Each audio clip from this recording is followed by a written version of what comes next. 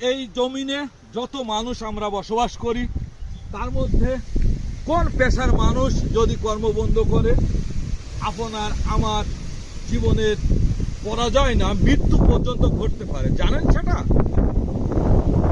জানেন না। কারণ এই মানুষকে আমরা সর্বোচ্চ অপমানিত ভাবে কথা বলি, পা ফাটা গাইয়া ধুর। সেই মানুষটিকে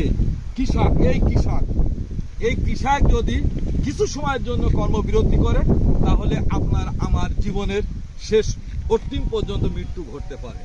আর যারা যে কর্মে আছে তারা যদি কর্ম বন্ধ করে দেশের জন্য কিছু সময় ক্ষতি হতে পারে।